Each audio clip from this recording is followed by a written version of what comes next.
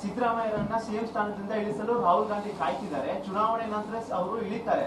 ಯಾಕಂದ್ರೆ ಸಿಎಂ ಸಿದ್ದರಾಮಯ್ಯ ಯಾರ ಬಳಿ ದುಡ್ಡು ಕೇಳಲ್ಲ ಮತ್ತೆ ಕೊಡಲ್ಲ ಅಂತೆ. ಮುಖ್ಯಮಂತ್ರಿ ಸಿದ್ದರಾಮಯ್ಯ ಹೈಕಮಾಂಡ್ ದುಡ್ಡು ಕೊಡ್ಬೇಕಂತ ಸಿಎಂ ಹೇಳ್ತಿದ್ದಾರೆ. ಕಾಂಗ್ರೆಸ್ ಹೈಕಮಾಂಡ್ಗೆ ಡಿಕೆಶಿಯನ್ನ ಮುಖ್ಯಮಂತ್ರಿ ಮಾಡ್ಬೇಕಂತ ಹೊರಟಿದೆ ಅಂತ. ಇಲ್ಲಿ ಸಿದ್ದರಾಮಯ್ಯನವ್ರ ಸ್ಟೈಲು ಒಂಥರ ತೆರೆದ ಪುಸ್ತಕ ಇದ್ದಂಗೆ, ಓಪನ್ ಬುಕ್ ಏನನ್ನೋದಕ್ಕೆ, ಓಪನ್ ಬುಕ್ ಇದ್ದಂಗೆ.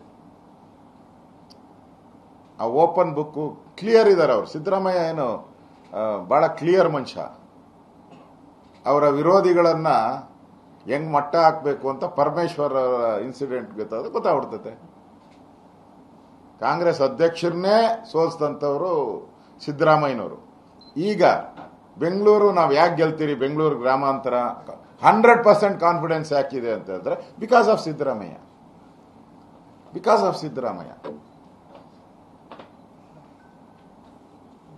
ಮುಗಿಸ್ಬಿಡ್ತಾರೆ ಅವರು.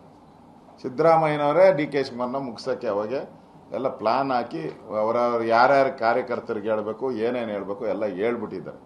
ಫಿನಿಶ್ ಅವರು. ಇದನ್ನೇ ಜನಾರ್ದನ್ ರೆಡ್ಡಿ ಹೇಳಿರುವಂಥದ್ದು. ಅದರಿಂದ ಸಿದ್ದರಾಮಯ್ಯನವರು ಒಂದು ತೆರೆದ ಪುಸ್ತಕ. ಯಾರ್ಯಾರು ಅವ್ರ ಆಪೋನೆಂಟ್ ಇದು ಕಾಂಗ್ರೆಸ್ ಆಪೋನೆಂಟ್ಗಳನ್ನ ಮುಗಿಸುವಂಥದ್ರಲ್ಲಿ ನಿಸ್ಸೀಮರಾಗಿರುವಂಥವ್ರು ಸಿದ್ದರಾಮಯ್ಯನವರು. ಅದಕ್ಕೆ ಅವರೇ ಮುಗಿಸ್ತಾರೆ.